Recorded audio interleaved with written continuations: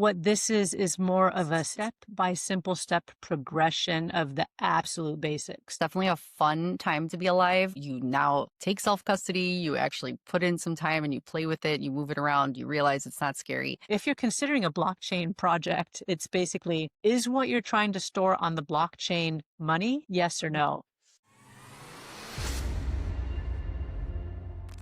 Welcome to the Bitcoin Nova. Today I'm here with Sylvia Vasilik, and I am so excited to talk about her book today and her journey into Bitcoin and how, she got to this point, how she got to being an author. And the book that you wrote is called Bitcoin Hands On. And I wanted to get into that because it's so important. There's so much fear about self-custody and aversion to trying to take your own responsibility for your Bitcoin. And that's actually the best gift Bitcoin gives us. So it's really nice to write a book, a manual to teach people, how to do that. So thank you so much for joining me today. Thank you. I'm really excited to talk to you and to share my book and how I got into Bitcoin. Actually, the subtitle is 28 Learn by Doing Exercises to Master the Basics of Managing Your Own Bitcoin, including wallets, transactions, and self custody. So it's very much focused on hands-on stuff because there's a lot of stuff out there. Great books, wonderful books and articles about Bitcoin that talk about Bitcoin as money and Bitcoin as technology. It's all great information and it helps you become convinced that Bitcoin is the best form of money, but it doesn't necessarily help you understand how to actually do it. And whenever you have tech and money, and also so many stories about what can happen if things go wrong, and oh, there's so many mistakes to make, and it's something new. So all of that together combines to create a lot of fear in people's mind and in my mind as well. I mean, I had these same issues when I was first starting to self custody and I had problems. And I wrote the book for people like myself that, are convinced, want to do self custody, but maybe they're a little bit intimidated and they don't know what is the absolute first step and then what. So, yeah, that's why I wrote the book. It's great because I've heard that from my mom. I've heard that from, where I work. I work with my mom. I'm a hairdresser. But a lot of her clients, they know I'm doing a Bitcoin podcast and she loves what I'm doing and her customers love watching the videos. They've talked about seeing my channel. But I think what they were looking for is a Bitcoin basics kind of what can I do? How do I use Bitcoin? It's pretty much like, what is it? How do I use it? Maybe they don't want to know every single detail about Bitcoin. They just want to know what to do with a wallet. Where do I get the Bitcoin? How do I send the Bitcoin? So that is just getting to the point, not confusing people with too much information, showing them how to use it. I love that because there's so many things in life. For example, doing hair and going to school to be a hairdresser, you could listen and learn all you want, but until you put in the experience and That's you a really actually, good point. yeah, until you actually do the job and actually, you have to dive in. You're not going to Yeah. get better at anything unless you do it. So even once you finish school or even once you watch a video, a tutorial, until you actually send the Bitcoin, actually, save your seed phrase and write it down and like do the things you're supposed to do you actually say, oh, I did it? Now I Yeah. now I have experience with this, That so is yeah, so experience true. is Yeah. huge. And that's one of the reasons that I wrote the book the way that I did, which is number one, I tell people when they're doing these exercises, do not use your life savings. You can do all of the exercises with about $25 worth of Bitcoin, and you'll actually have almost all of it left over, especially now since the fees are so low. You can do all these transactions and pay like 5 cents. It's really remarkably low. It's the lowest I've ever seen it. So it's a perfect time to do the exercises. Mhm. And I think that is what really prevents people from getting into it is they think not only is it something new and potentially difficult, but there's also a lot of money on the line. So when Mhm. there's just a little bit of money on the line, like $20, $25, it's a lot lower stress and you don't need to be so concerned about security and go to some kind of safe room and make sure there's nobody around. It's a tiny amount of money. Well, it's $25 or so, and they can do it without worrying about anything. They Yeah. just worry about the learning. And you're so right about actually doing it being the key to understanding. You have to do it. You cannot just watch videos. And I remember the first time I sent Bitcoin from one wallet to another, It was very scary, and I wasn't sending the whole amount, I was just sending a portion. It was very scary, I think, until I did it a good 10 times. I think by the time I did it, if, more and more and more, then now I send it all the time and it's no big deal. I send it for payments. I check out on Bitcoin shops, and I use my Bitcoin for payment, and it's second nature, but at first, you have to do it a few times. It's going to even, but it's good that you're doing it with $25 or so, you're not Kinda just going have to like, to. Otherwise, there's this huge thing in your head of worry where mhm, you're like, "Oh, I better not make a mistake because it's a lot of money."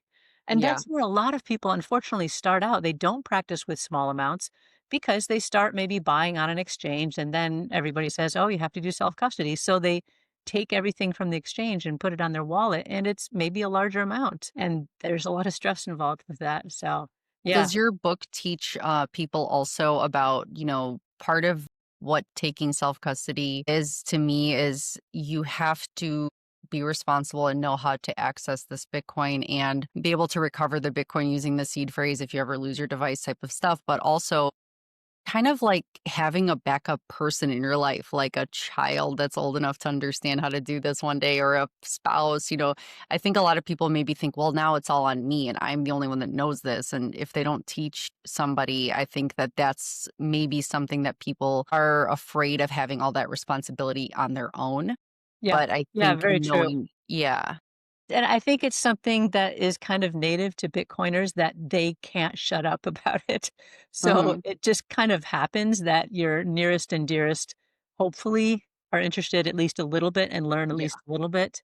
And But even if they don't know much, if they just know a little bit, then if ever something were to happen, it really isn't that hard. It's not like you have to take, you know what I mean, like a college course and understanding how to spend Bitcoin as long as you yeah, you know. yeah, it can be understood by anybody who understands how bank accounts work, how checking accounts work, how a savings account works. It can Mhm. totally be understood, but it's new. And so it is, you do have to wrap your head around it a little bit. It is different in that you're not, it's not an account with a password. And if you forget the password, that's fine. You just go to the bank or whatever. That's not what it is. If you, for whatever reason, lose your seed phrase and you don't have a backup, that's a big problem, and yeah, so I talk about that a lot. As a matter of fact, I have a bunch of different recovery steps, because you're absolutely right, recovery is really important, and also checking that the recovery went well and that you actually recovered what you thought you recovered is important as well. You can't just recover and say, "Oh, I have a wallet in, for instance, Sparrow, and now I've recovered that wallet in Blue Wallet." Well, as a matter of fact, this happened to me. I recovered a wallet in Blue Wallet and then received Bitcoin into that wallet. It turns out that the Blue Wallet was using a different script type, and thus it was giving me different addresses. Mm, And so when I looked for it, when I was, back home again, I was like, oh my gosh, what happened? I was supposed to have some money in here from, in this address, and it didn't come through. And it took me a while to understand that because there's really no resources. right. There's a lot of resources out there, but there's kind of scattered. For instance, BTC Sessions, he has some great videos, and they're very useful. But what this is more of a step by simple step progression of the absolute basics. But getting to things that are more advanced, like understanding a little bit, not a lot, about like things like script type and recovery, using different open source applications. In this book, I have people using Sparrow and Blue Wallet mostly, Mm, and then a little bit of Blockstream. In my next book, I'm using Sparrow, Blue Wallet, and Nunchuck. mhm. Nunchuck has made some real upgrades, and they're quite easy to use now. Yes, I think that's also important is being able to understanding that your private key, your seed phrase is not somehow attached to the wallet. It's an independent thing, and you Yeah. can and should understand how to recover it in different apps. There's nothing special to Sparrow in that it has to be done on Sparrow. It's Yes.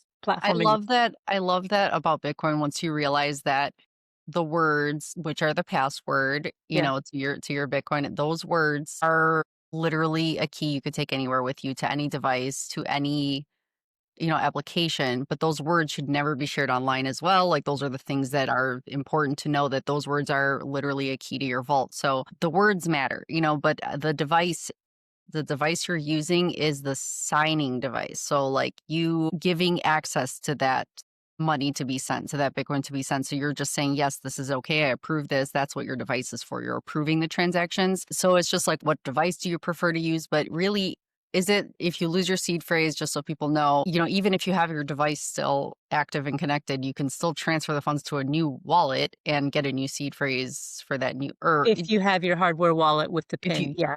yeah, if you have their hardware wallet with the PIN, even if you lose the seed phrase, you just have to immediately transfer it somewhere you know where the seed phrase is in case you ever lose the device. Because then if you lose the device and the seed phrase, that's when Be really problems happen. Yeah. So it's like not like, oh my God, I don't know where I put the seed phrase. But once you realize that, if you still have that device, you have to make sure you know where the new wallet seed phrase is and, have access to that. Make sure those steps are done.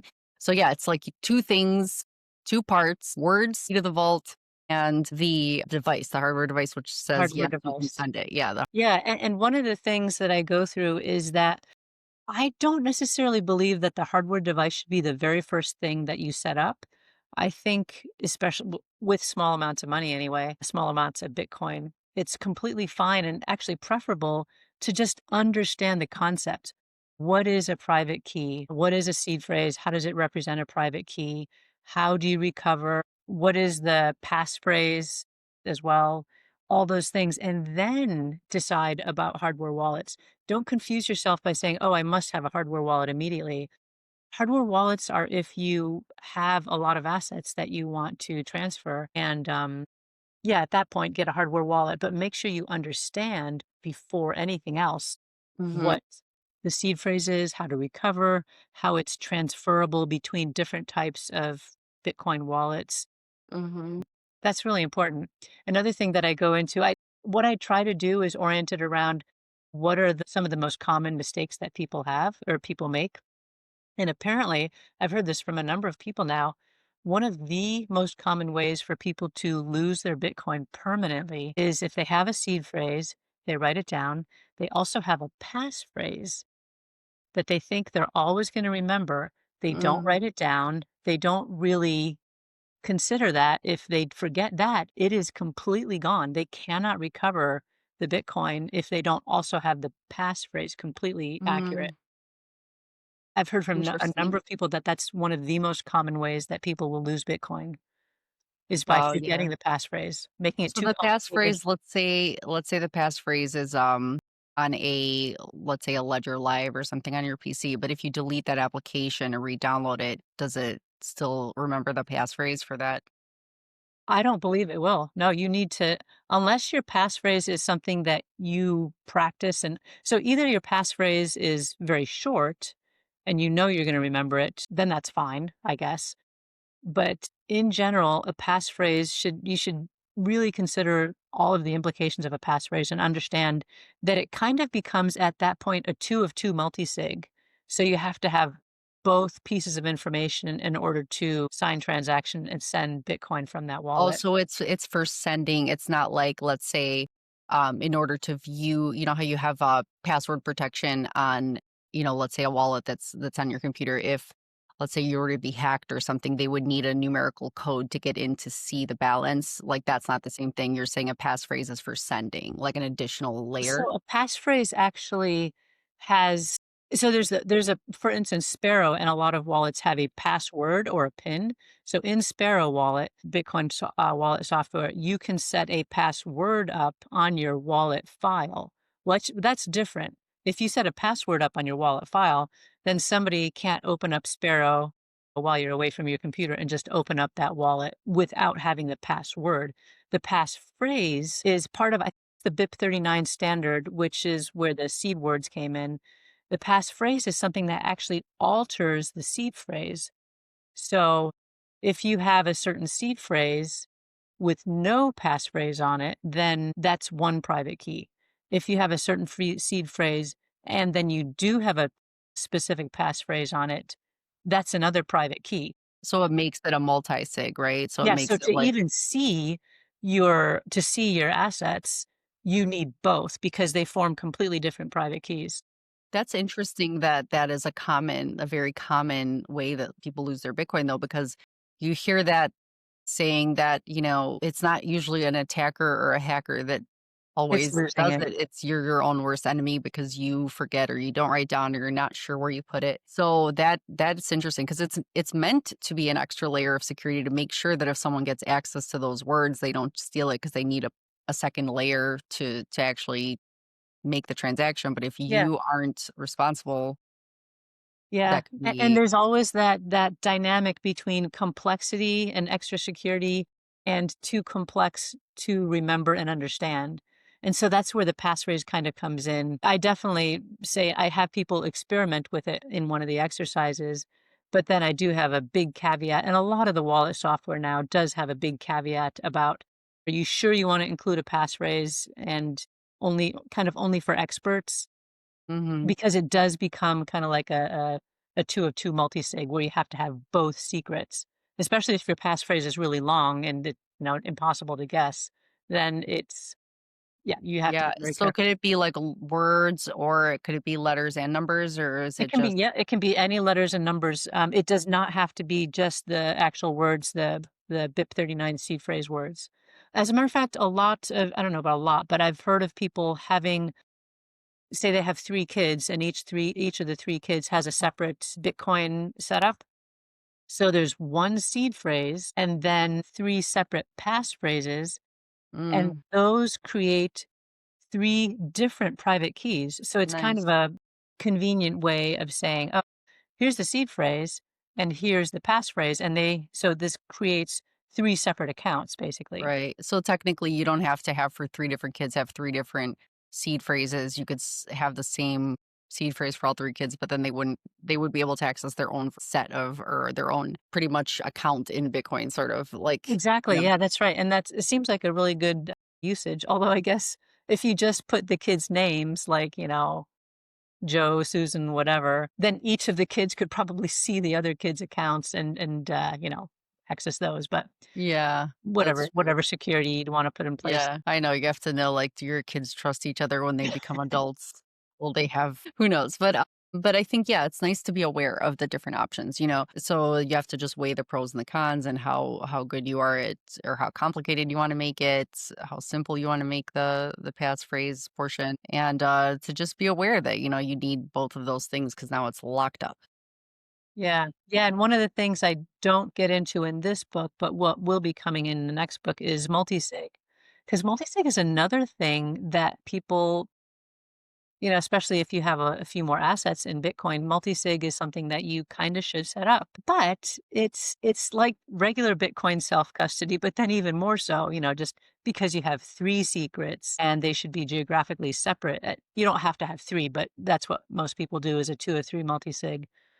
Yeah, and they should be geographically separate, so you need 3 different locations, and it all adds up. So I'm working on how to make it as step by step as possible, if you know what I mean, because I don't Mhm. wanna just jump right in there and say, "Okay, here's your multisig, here's the, all the different steps to set it up," but just to make it really understandable. What are your thoughts on, because I love what the Bitcoin advisor does for people who want more of a hands-off approach and they want advisorship, they want somebody to help them along the way if they have, let's say, you know, a larger amount of assets that they control that they just don't want to screw it up, so for people who just want to make sure they have an advisor, there's other things like I know you can create your own multi-sig setup, but there's that Bitkey wallet that they call the wallet of the future. I don't know. What are your thoughts on the Bitkey? The Bitkey wallet, I guess my preference is for wallet software where you can easily transfer it between wallets, and my understanding is that Bitkey is not like that. You can't it's somehow encrypted in the devices, is my understanding. I haven't looked into it a ton. I have never used it, Mhm. but it's not like setting up a multi-sig wallet in, for instance, Sparrow, and then having separate hardware wallets controlling that, or using something like Seed Signer, which is an open source hardware wallet. I don't know if you've heard of that, but I find Yeah. it really impressive. Yeah. Well, that's why I think that when they call it the wallet of the future, I think it's because when you think about mass adoption and Bitcoin and more people being self sovereign and, not relying on another party, but the fact that it is multi sig is the simpler you can make something, the more people will adopt it and use it and make it, I don't want to say plug and play, but like make it easy enough that it could be more mainstream without people having to do too much work. Cause I think the more, yes, people can do this. It's not hard. If you just take a little bit of time, it's really not hard to do. But I think what Bitkey is the key itself is a key. The phone that you connected to is a key, and then the company itself holds the third key. And I think that, yeah, if you lose your phone, you could just get another phone, and then your device plus the company could help you recover that. Plus, if you lose the device, but there's no seed phrase with That's that. right. There's no seed phrase type backup, which There's no is seed phrase backup. It's literally the three keys, which is the company, the phone, and the wallet, the right. device. So, yeah. And even if something happens to the company, then you still have your phone and the device and you can move it somewhere. You don't need their permission to move it, but it's two out of three keys always. So Right, right. Yeah. it's interesting. Yeah, I mean, I think doing the self custody the way that, doing these exercises and actually taking self custody of your Bitcoin is definitely not for everybody, not at this stage. I think there will be more and better tools, and I think there's getting to be more tools all the time. Sparrow is getting easier to use, Blue Wallet is getting easier to use. Nunchuck in particular, which is a phone Bitcoin wallet that offers a lot of multi-sig capability. Between the last version and this one, they have gotten a lot better, a lot easier to understand and to use. So it's improving all the time. I does think it's Nunchuck not the have sorry? does Nunchuck have a device as well, or is it just an app? It's just my understanding is it is just a phone wallet, Hmm. but you can set up shared custody within a group of so different people can install Nunchuck and they can share custody that way. Okay. So it's very I haven't delved into the multi-sig aspect of it, Hmm. which is mainly what it's for, but it just the beginning looking at it is it seems like it's very capable. Hmm. Well, one thing I know that because, a lot of people have iPhones and Nunchuck is it's iPhone, Android, it's a phone app, right? So you could download it anywhere. One thing that a common mistake people make or, something I know that's happened to a few people is even the Apple Store, the Apple Store that's you think is very trustworthy and there's no spam or bad apps on there. There are other times, not Nunchuck, but there's been versions of Sparrow that people have downloaded Yeah, that that Sparrow does not have an app. It's only on computer, on PC, like you download it there, but they don't have an app version. But there are fake Sparrow wallets and some other wallets from other companies that do make it onto the App Store, even the Apple App Store. And the common mistake is that you just assume these companies are legit. protecting you and Yeah. they're legit because they wouldn't allow these fraudulent apps on the App Store, but they do get on there and they are known to get taken down and come back a few months later. And they have hurt a lot of people. So I I'm feel sure like they at some have, point yeah. these, yeah, That these is com- one of the things that comes up a lot, you're right. And I do and t the reason they hurt people, it's not because they are just, oh my gosh, I got duped. There's one thing that people miss they misjudge because they trust Apple. They think Apple wouldn't allow this. So then if it asks for your seed phrase when you download it, that's always a no-no. You're never, ever, ever supposed to share that. And that way no one can ever take your Bitcoin. If you don't share your seed phrase online ever, it's only yours with a new device to, recover, not with someone online to share it. And people do thinking that they could trust it. So that's the common mistake. I mean, it's like if Nunchuck were to be downloaded, I mean, would it ask for your seed phrase if you wanted to import a wallet, let's say? That would be the if only you time. recover a wallet in Nunchuck, then yeah, you Yeah, have to type in your seed phrase. right. And I think that's what maybe makes people nervous that what if somebody, but I don't think I think it's happening to these people once they download it and it asks them, hey, let's connect, your wallet and then let's put your seed phrase in. But Yeah. it's like, You're right, verifying the wallet is really important.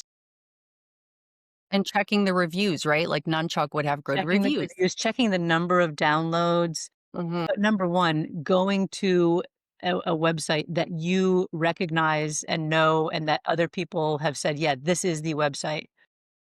Yes. Yeah, Sparrow had I think it was like right now it's like Sparrow Wallet dot oh, I better say it right, hold on. Mhm. Okay, sparrowwallet.com. See, and Nunchuck has I don't know if you guys could see it, but I'll tell you. But it says a Nunchuck Bitcoin wallet. It says 4.9 rating, 5 stars. So and it's got 413 ratings. So then okay, 413 people rated it 5 stars. It's good. Let's see if the Sparrow wallet is on there. Sorry if I Oh, cut that'd you be off. I sad if know. it was, because I think there are people who are trying to prevent that, but I haven't looked. Yeah.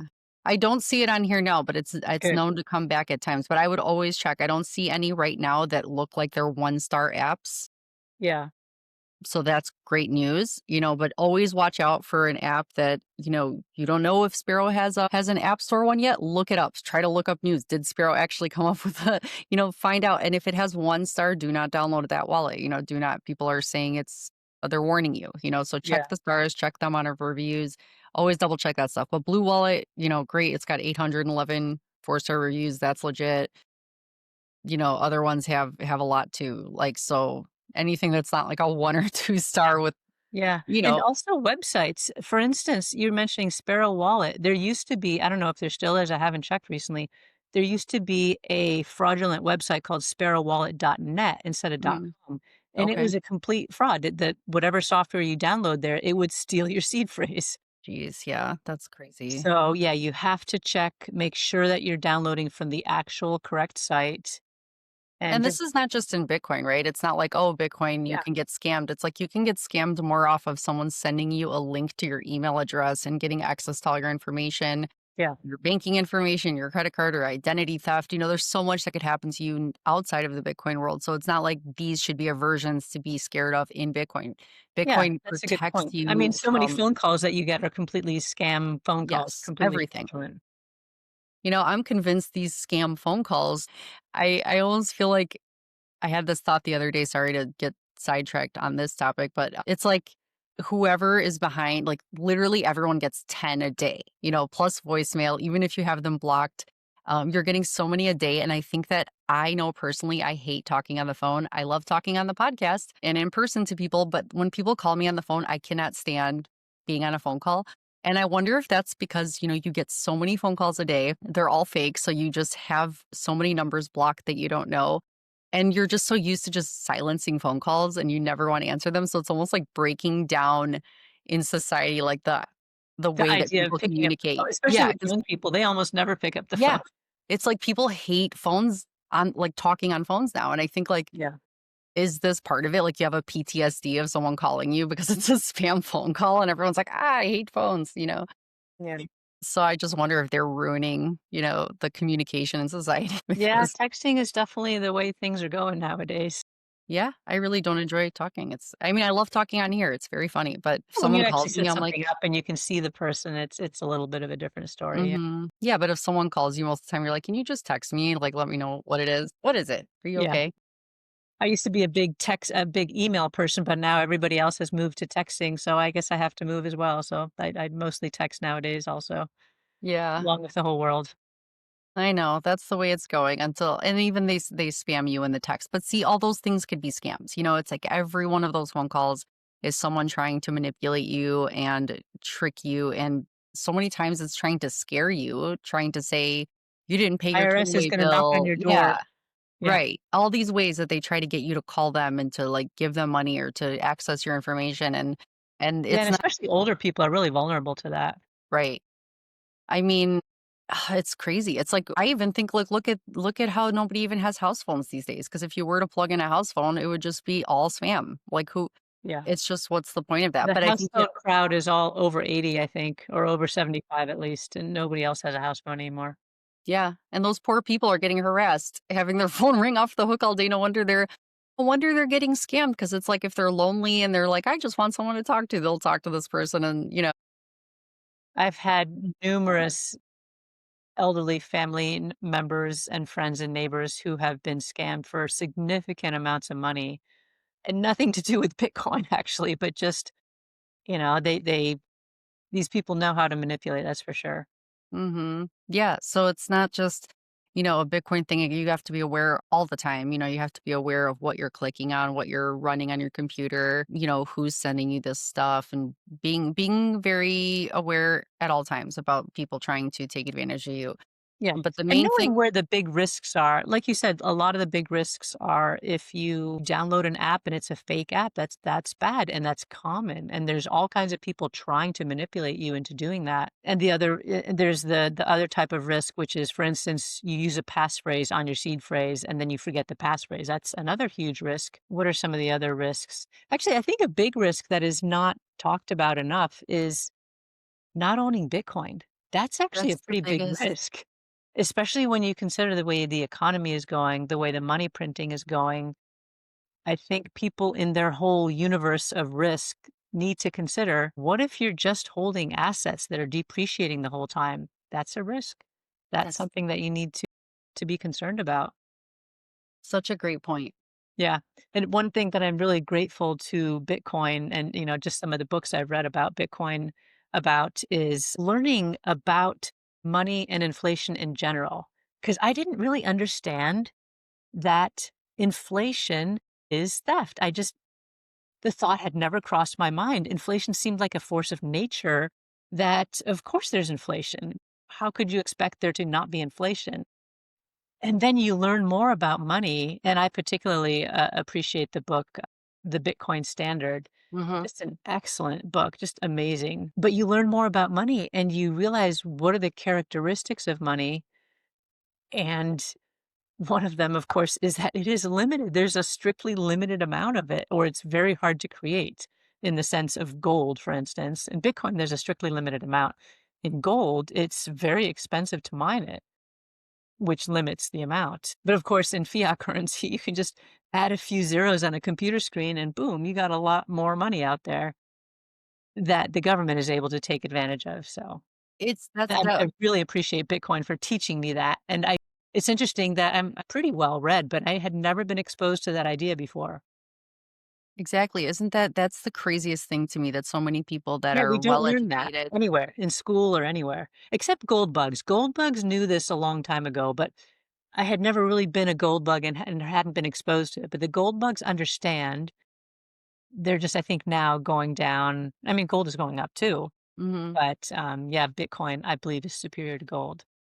Yeah, I mean, it's literally what gold is, but more scarce, finite, where More gold's not scarce and finite. easier to transport, way easier to Easier transport. to transport. Yeah, you can't just send your gold or take it with you on a plane if you want to, leave the country or something. But like, yeah, you can send it for very cheap. It's free for you to move around with it.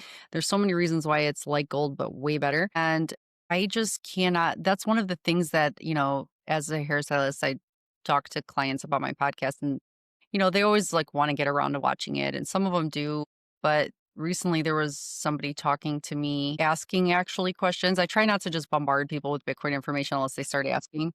I'm I like, was like that too. yeah. I'm like, let me just wait for the question. Now that they know what I'm doing, let's just see when they ask. So he started asking a few things, and that's the one thing I really made sure to say is that inflation is theft and Bitcoin is finite, and that's why it goes up in value. And I'm like, and it's finite because nobody could change the rules of that game. And I think those couple talking points that I had with this person finally got him to go and watch an episode. It was the first time I saw him comment on an Great. episode, and he actually did go and watch it, and he said, "Great talk, great episode." So I'm like, okay, he went home and he watched one. And I was like, that made me happy because it seems like when you don't try to convince people, but they know what you're all about and they know that you're passionate about this, but then you just lay off. I think when you take a step back and let people come to you and just answer the questions they have, then it allows them to feel like you're not forcing it upon them. They're making their Yeah. own decision, and then but just telling them the truth. Nobody, like you said, you're well educated, but you didn't hear about this before. It wasn't something that you even understood was a problem or, Yeah. Yeah, even like thought most about. people are educated in government schools, and government schools are not gonna teach how inflation is theft because the government is printing money all the time. So, yeah, Right. it's not to their benefit to be teaching this kind of stuff. I even love now that Bitcoin charities, when you think about a Bitcoin charity and a multi-sig setup for a nonprofit, I love that idea because I personally don't like donating to charities where I don't know that I'm going to be giving you know, if I'm, giving away items, I could give them somewhere where I know where they're going instead of, but as far as money, donating money, you hear all the time, even with Doge when they were uncovering how much money was sent here and there, it's like Yeah. maybe 1% gets to the cause that they say that it was set up for. And all the money in between is funneled away to everybody involved. And All the employees and all the costs and expenses. Yeah, honestly, charity is another one of those things. The deeper you delve into it, most of them, not all of them, the more you realize, wow, it's not what you think. isn't it crazy? So people get tax breaks for donating to a charity, right? So a lot of people donate to charities and all the money they're donating gets just split amongst themselves and nobody that needs it really gets it. So you're getting a tax break to enrich people that are starting nonprofits. Yeah. You're not giving it to the people that need it. So I think that when it comes to Bitcoin, you can actually, like Bitcoin fixes this. Bitcoin fixes people wanting to be charitable and donate to a cause where you know that there's a multi-sig setup where not one person can run off with the Bitcoin. I explained this to that person too. This was one of the things that I think besides the Okay. finite aspect, I explained to him that, charities I don't like. I don't like when I don't know where my money's going, but Bitcoin Yeah. fixes that. Bitcoin shows you, hey, if you're donating money to this charity, there has to be multiple parties approving the spending of this. And if you see over time, hey, I'm donating to this community project and nothing is being built and there's no funds in that wallet set up that we could see that there should be this much Bitcoin there and accumulating more and progress being made in this community, right? But Yeah. instead, there's nothing happening. And, you know that, okay, this is not legit. There's nothing, you guys, this group of people is stealing the money. It's not going, we're not seeing improvement. It's not something that, so I think it helps stabilize and fix Yeah. It communities sounds like it around was a you. good orange pilling tactic as well. Yeah, I mean, I think it really made sense to him to think of it as, hey, it's a humanitarian thing. You Yeah. can actually fix the world around you and donate to things that matter without it being stolen because there's theft everywhere and Bitcoin fixes theft. Yeah. Another thing that I have found helps people understand is this is another term that I had not even heard of before learning about Bitcoin is the financialization of real estate.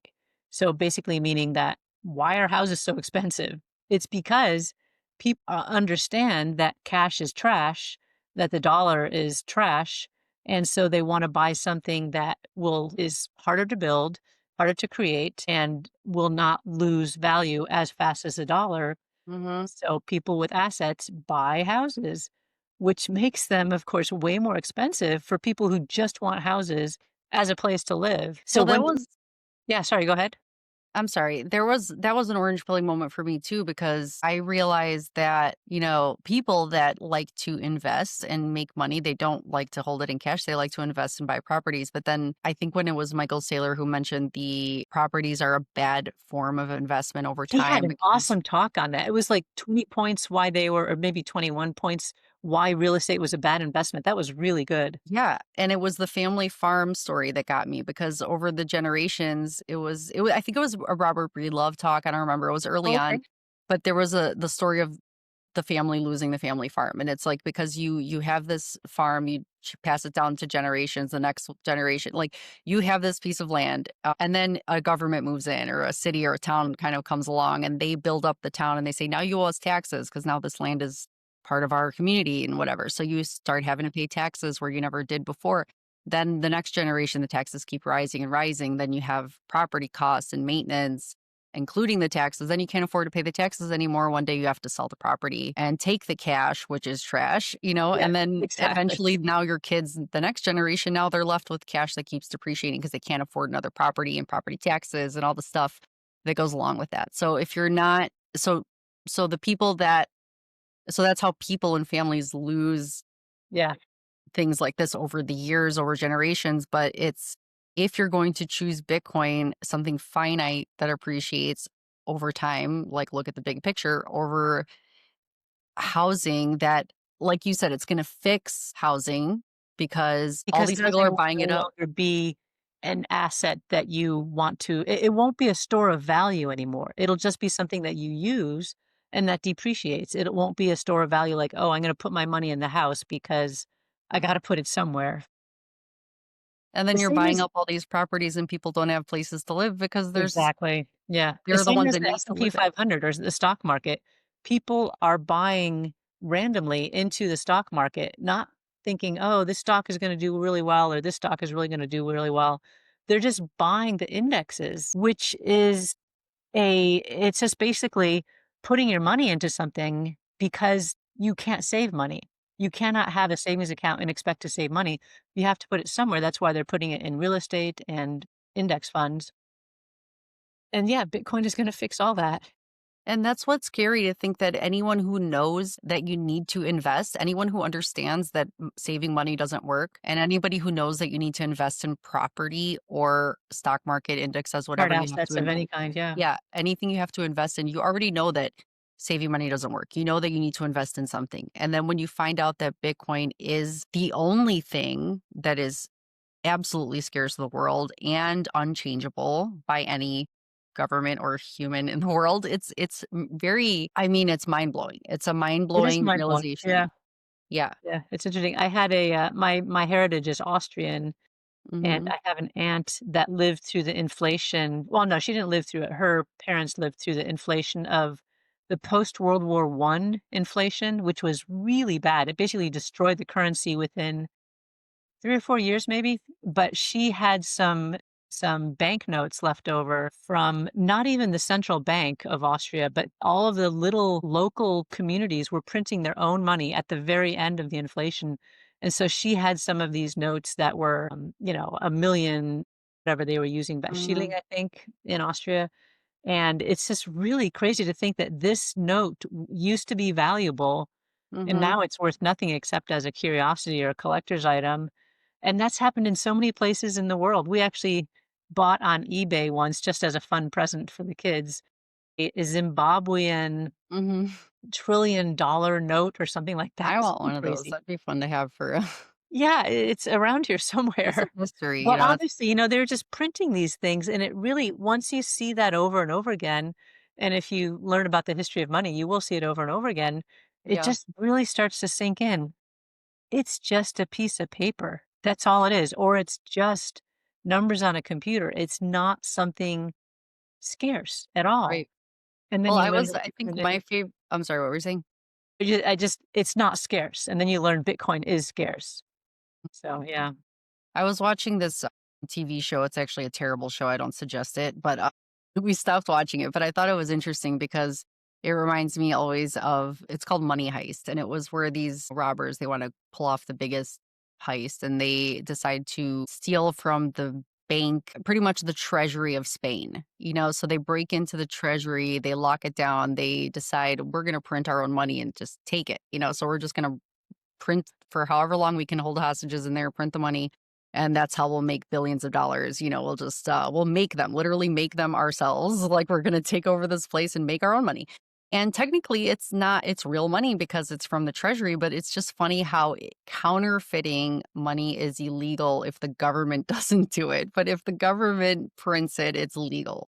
That's another thing that Bitcoin brought me is that this whole concept of counterfeiting. So somebody that's not government, if they counterfeit, then that's horrific and it's a huge crime. But the government can double the money Yeah. supply in a year, and Without that's no problem. anyone's vote, Nobody blinks an eye.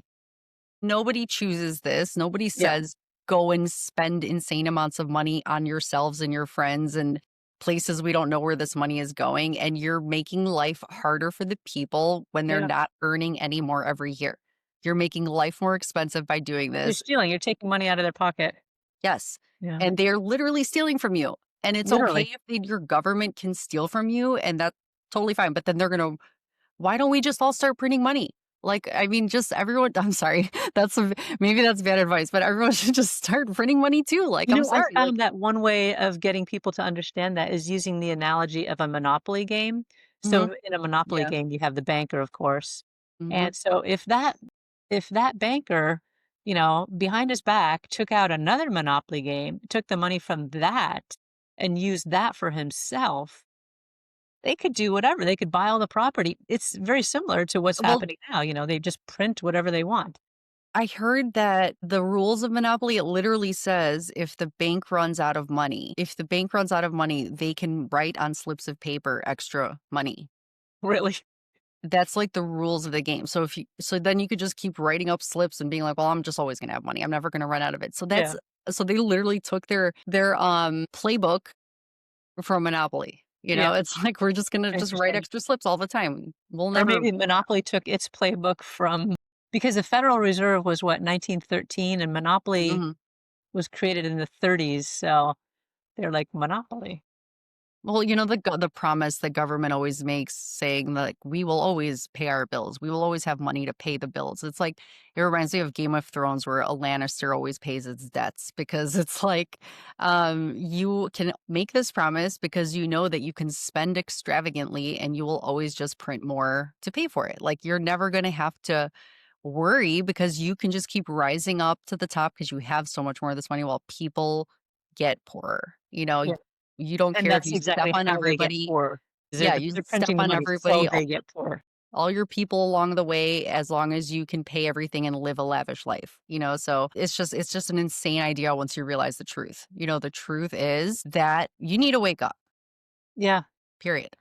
People need to wake up. And this book, The Bitcoin Hands-On, is not the wake people up book. I've had so my kind of orange pilling moments were read I'd heard about Bitcoin a long time ago, just reading articles in the paper and Wall Street Journal, and I knew it was something I should be interested in and I should learn more. And it stayed that way for a long time, unfortunately. But then somehow I ran into the article, which I don't know if you've heard of, The Bullish Case for Bitcoin by Yes. Nietzsche Boyapati. Yeah. And I read that article carefully because I was already interested. I just had never really, I mean, nobody orange pilled me or anything. I just hadn't really run into a good article. Mhm. So I read that, and after reading that, I thought to myself, I have to find more to read on this topic. And then I found the Bitcoin Standard, and I read that, and I went down the rabbit hole. That was the It beginning, and that's how I learned about money and how money needs to be scarce, and if it's not scarce, it's bad money, and bad money is always replaced over a long enough time frame by good money, and so I went down that rabbit hole, and that was just and it was mind-blowing eventually like it is to everybody. right, and eventually it gets replaced by perfect money. Perfect money, yeah, yeah. So that's where we're at now. We're living at a time where there is perfect There's money. perfect money available, but it's not widespread yet for sure. I mean, I sometimes I'm just really struck by the fact that we are still so early, even though we're not early, I know. technically speaking, but we're still so early in terms of what people think and how they regard money and how they regard inflation and that kind of thing. In that regard, we are very, very early. People have Isn't this it thing in their mind, amazing? oh, back 10 years ago, it was $100 or whatever it was. But yeah, it was. And it's whatever it is, like 90K now. So that's a huge leap. And you think, how could it possibly go up more? But when so many people don't understand Mhm. what Bitcoin is and where it's gonna go, then yeah, it's inevitably gonna go up a ton more. So Well, it's we're not too late, basically.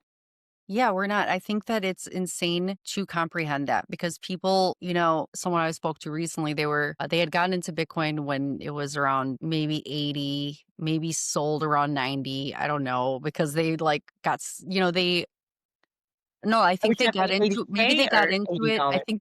I think they got into it at 90,000 and sold at 80 because it was dropping, so they got scared and sold. And then they were like, "Yeah, I don't wanna do that," you know, because Bitcoin just that's what it does to people. People get greedy, they think the price is going up, "I'm gonna get in on it," then they get scared because 'cause they're traders. But Yeah. then it went up to, like, 120 something, and I think I saw this person recently, and they're like, "Oh, yeah, Bitcoin's at, like, 90 again now," and I'm like, "Yeah, it got up to, like, 120." He's like, "Oh, that would be great if I held on till then and sold," and I'm like, "I don't sell Bitcoin. I don't trade Bitcoin. I hold it long term," you know, like, wrong mentality. You're playing with something, like I just think of it like you're playing with fire. You're playing with something different than you're used to. Just hold it long term. It's not meant to be traded. You're always gonna kick yourself, you know, Yeah. when you sell at the wrong time. People are gonna learn, it'll just take a while. Yeah, but I think that if you understand anything about Bitcoin, you understand how much Bitcoin total there is and how often new Bitcoin comes out. When you think about the percent of people in the world that understand it now, we are so lucky to be this early and we are trying to help people understand that 100,000, okay, you think how could it go higher because it's 100,000, 90,000, whatever. uh, at this time, people think, how could it go up higher? This is going to crash, you know. But when you think about how much of it has come out and we're here, like, as far as how much total, and then it's gonna go like this forever, like, for, like, Yes. till the year 2140, it's gonna be like a sliver of Bitcoins coming out A for trickle. 100 years. Yeah. Like, what are we in the 16th year of Bitcoin?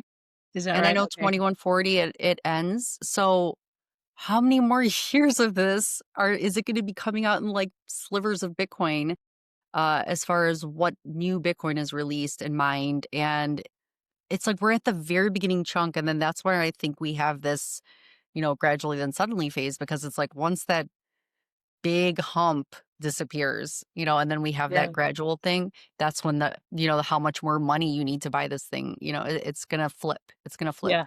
I'm curious as to how much Bitcoin, I know there's some estimates out there, but how much Bitcoin has been permanently lost? I wonder how much is just never gonna move Mhm. until Yeah, maybe quantum computing is, starting to crack some of the earlier Bitcoin wallets, which it are, I is. believe they're less quantum proof. Okay, they are I able think the earlier ones, if they haven't moved at all, they might be Mhm. less quantum proof. So you think Satoshi's wallet is quantum proof? I think if it hasn't moved, because there's been some improvements, haven't there, to make Bitcoin more quantum proof, but only the later addresses are using that? I wonder, yeah, I wonder. I never thought about it in the way where if it's like they're changing up how the wallets are encrypted or secured or the seed phrases are stored. But I think as far as mining, I Uh-huh. was always thinking about technology advancing and I thought about the difficulty adjustment and how Bitcoin adjusts every 10 minutes. And if people try to mine Bitcoin faster, there's no way to speed up this block time. It's like block time for a Because of the reason. difficulty adjustment, Yeah, yeah. it has been programmed to get harder, exponentially harder if computers get smarter and faster. But I Yeah. never really thought about it as hacking a wallet or finding out the seed phrase combinations. I don't know how that would work. I'm actually curious about that. Yeah, I'm not gonna say anything definitive about it, but I believe I've Yeah. read some articles that implied that the earlier addresses and the earlier wallets, well, the Hmm. earlier addresses that earlier wallets created are I can believe that. I mean, less it's resistant to quantum computing.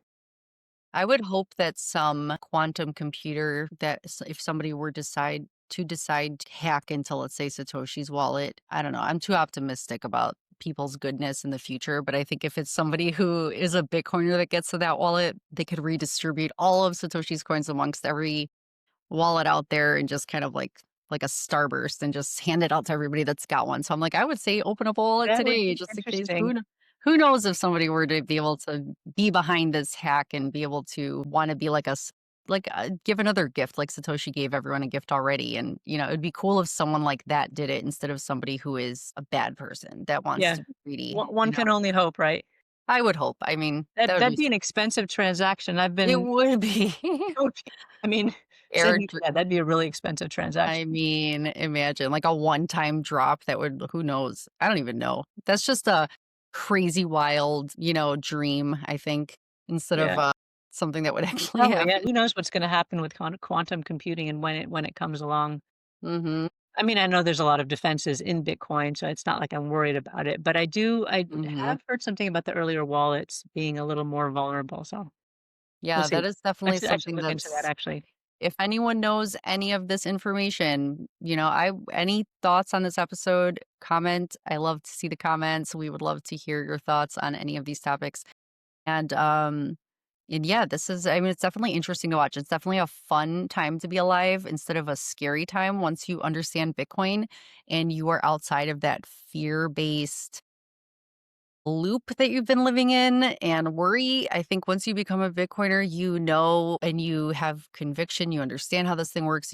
You now take self-custody, you actually put in some time and you play with it, you move it around, you realize it's not scary. And you just take the right steps to make sure it's secured and you just don't do things like share your seed phrase online. So there's Yeah. certain things Yeah. you could do, certain practices you make. And I love that you made this book and you're coming out with more to help break things down simply for people, but what a fun time to be alive, Yeah, I it think is an it's amazing very time to be alive, especially if you have conviction. That's the can be for some people a harder part is building the conviction. But yeah, once you have an understanding of what hopefully will happen with Bitcoin, it's a different world.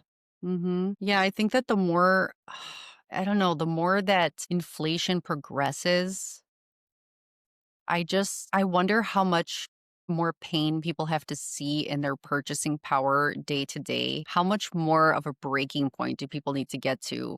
Like the mass majority, because they say middle class is the biggest chunk of Yeah. people, I right? definitely feel like I'm hearing more comments in the grocery store now about, "Wow, this is, X amount of dollars.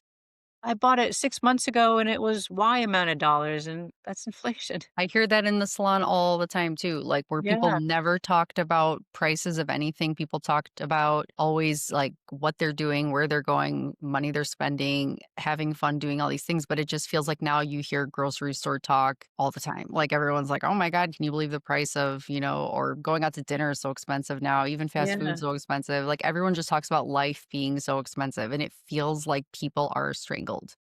yeah.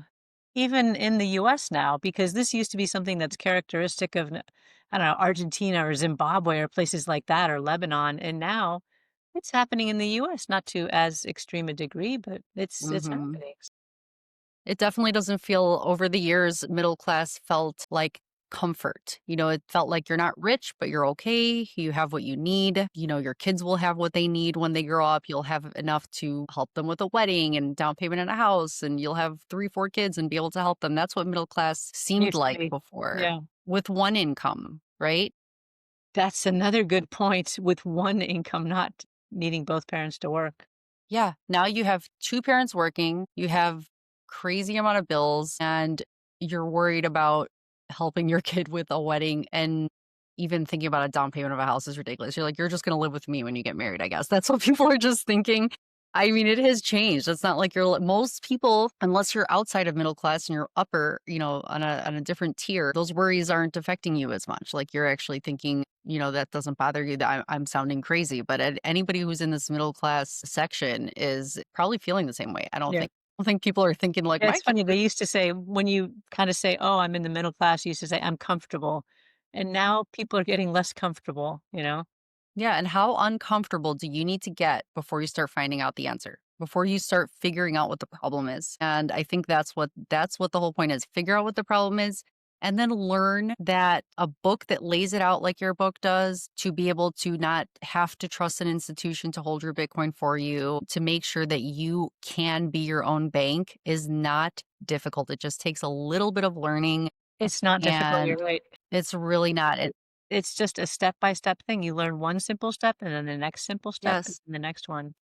And I love that you say start with a small amount of money, buy $25 worth of Oh, Bitcoin and do absolutely, that, for sure.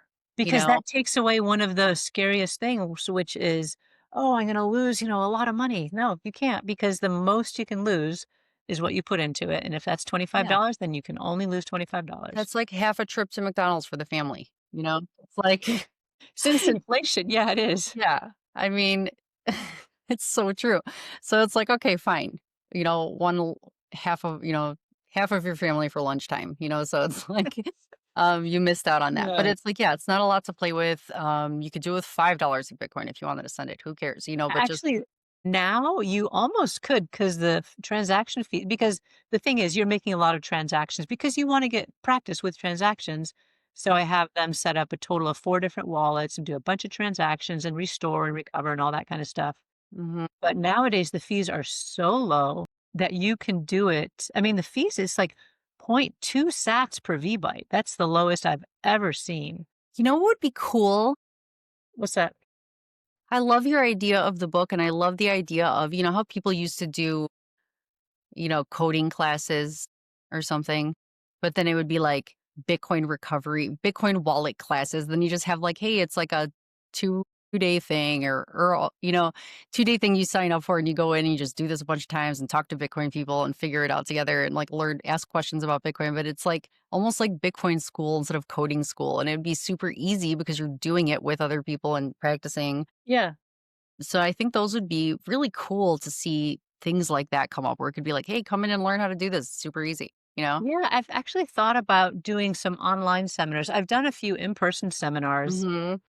and what I really get from that is we are still so early because people are very interested. As a matter of fact, I did a seminar. I thought I was going to actually do a seminar and actually go through the exercises.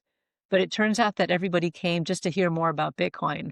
Mhm. And so I just had to talk instead of actually helping people through the exercises, which was fine. But yeah, so in-person seminars, I don't know if it's easy enough to get a big group of people who are interested enough and confident enough to actually do it. You know what Online, I think? It's like my idea is, again, and I would want this to be a thing. I agree with you. I think online is definitely more realistic.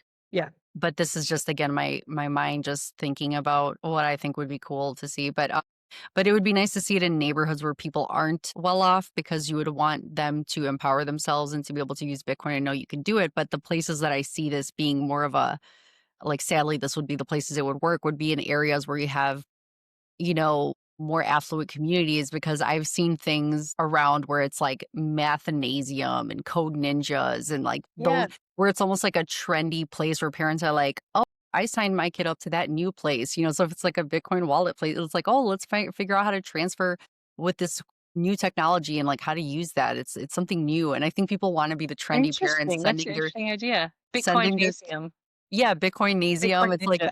yeah, Bitcoin ninjas, so it'd be like something like that because people will and honestly, me and my husband were looking into it for our kids, one of those math or code places, which Yeah. I feel like nowadays with AI, you don't even need those code places. They probably gone out of business. But parents back then were signing up their kids for these super expensive courses.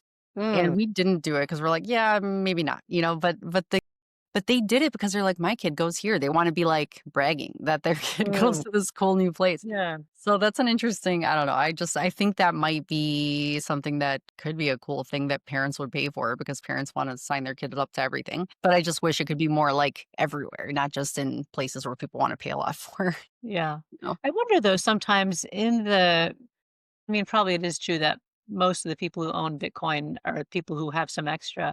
But a lot Time. of times people who have more money have made it all in the stock market or have made a lot of Mhm. it in the stock market through index funds, and they're just kinda not prepared to open their eyes to something new. Mhm. So I'm hoping that Bitcoin adoption won't just be with the wealthy, it'll be more widespread. Yeah, and maybe somebody like you said, like Bitcoiners that have made money on Bitcoin over time and want to do something to help educate young people or whatever. They don't have to be like, I'm going to charge an arm and a leg for this thing and open up places. Maybe it could be something someone wants to do just for the benefit of helping people learn, and it doesn't have to be a money making thing. It could be, Yeah. That's you know, kinda one of the things. So I since the book is not very expensive, I mean, it's just a book, it's not a class or anything, not an in-person class. hmm So I made it less expensive on purpose, but as it is less expensive, I don't really have any money for advertising. So yeah, I'm looking for less expensive ideas to kind of promote it because I wanna exactly. keep it some very accessible, of course. That would be great. So then if you have your book, definitely I'm going to promote it. I'm going to promote this, even on my channels. I could promote it in my, links for videos for people who want to figure out how to do this on their own because doesn't take long. It's not hard. There's a manual for you here. It's Yeah, easy. step by Yes. step. And doing what you're doing is the best because you're getting out there, you're sharing it, on my show. And I would love it if, you went on more shows and talked about this more. And have you been on many podcasts talking about your book yet? No, you're the first actually. Yes. Okay. That's I amazing. was working on some other projects, and so I haven't made a big push on marketing. So now I have 2 Okay. pushes. One is marketing and one is getting my next book out. That's So, great. yeah. And when do you think the timeline is for your next book? I'm hoping to have finished writing it by the end of the year and then actually publishing it and doing the cover art and all that kind of stuff, hopefully by early next year. I Okay. mean, really early, like first couple of weeks, because I Yeah. already have kind of a template of everything. This is gonna be basically I haven't decided if it's gonna be called more Bitcoin hands-on or advanced Bitcoin hands-on. Okay. Probably more, I think. Yeah. Yeah, anyway, Yeah. You so can. yeah, it's exciting. It also I get the chance to experiment with all kinds of different wallets. That's also Mhm. it's another reason why I don't tell people rush right out right away and buy a hardware wallet because if you buy a hardware wallet, at that point, you're making a decision that the cheapest one now, I think, is like $80, and it goes all the way up to like 200, 250, or something Mhm. like that, and most of them are not wallets like the Ledger, for instance, it's meant to only do one seed phrase. Yeah.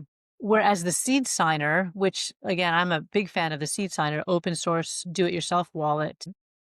they have a what's called stateless, so you can store you have the seed phrase, and they actually have a special thing called a seed QR that you can scan, so you don't have to type it in, but you put it in it's basically a signing device, it doesn't hold your keys, so I that's love that, yeah. yeah, I it's didn't know that great. about the seed signer. I've heard a lot about it, but I didn't realize that. Seed Signer, I like them a lot, they have a Mhm, very active Telegram group, they're super helpful. mhm. And I like their ethics a lot. So, yeah, Yeah, I push them. But yeah, buying a hardware wallet is expensive. And if you're just interested in learning, yeah. first do the learning about what are the elements of self-custody, recovery, wallets, seed phrases, Mhm. private keys, all of that stuff. And then think about a hardware wallet once your assets are enough to make it worthwhile. And they won't be for a lot of people for a while. Yeah, and I think that that's why when you have solutions like, Nunchuck, and Blue Wallet's a wallet on the phone too, Yeah, it so is. those It's a wallet. Sorry, it's a phone wallet. And actually, I think Blue Wallet has desktop app, I believe, if I'm not mistaken. But I think most people use it as a phone app. okay. Yeah, and that's great because you're able to give people those kind of tools where they could practice Yes. doing it that it's the same exact thing Something doing it free, on an app. open source, Bitcoin only, so safe in that regard. And speaking of which, a lot of hardware wallets are not Bitcoin only. Mhm, Trezor's not, Ledger's not, many of them, most of them I would say are not Bitcoin only, mhm. which makes them to me less trustworthy. Right, exactly. I agree. Bitcoin only is the way. Bitcoin It's a good way of getting rid of, like, 90% of stuff. Because if it's not Bitcoin Yeah. only, then you don't need to worry about it because it's not really Yes. trustworthy. I agree. That is such a great point. Yeah.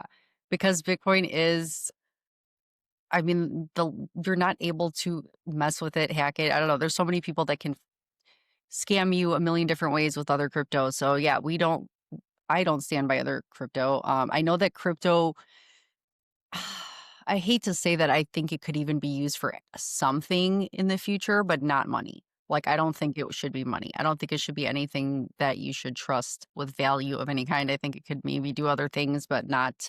I think Bitcoin is the money. That's where you want to keep that's the kind of wallet you want to use, Bitcoin only wallet, and you reduce your risk that way. I mean, honestly, if you're trying to For sure, keep yeah, people because there's a safe. much smaller attack surface if you only do Bitcoin. If you do Mhm. every single coin that's out there, then you have a million things to test versus if you do Bitcoin only, then you test Bitcoin only.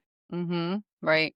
And you have to mess with chains and yeah, there's people that would send money from one chain to another and all these different things and then swapping this and doing that. And it's like, you know what? Just stay away. Just Bitcoin only, yeah. yeah, There was stay away actually from all that. something that Saifedean Ammous wrote in his book, The Bitcoin Standard, about blockchain because Mhm. actually back when I was a little confused myself years ago about blockchain and because the Wall Street Journal and all these people were saying, "Oh, blockchain is so important and we have to do a blockchain for this and a blockchain for that."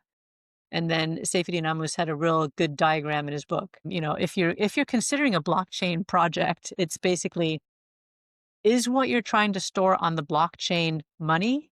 Yes or Mhm. no?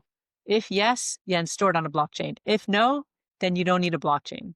It's Mhm. not worth it. It's like a super duper expensive decentralized database that is absolutely not worth it except for one case in which you're tracking money, which is Bitcoin, then yes, it's worth it.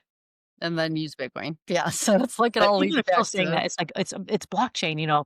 Bitcoin is not really that important, but blockchain on the other hand, that's what the hype used to be oh, and still is for some people, but yeah, I don't believe that.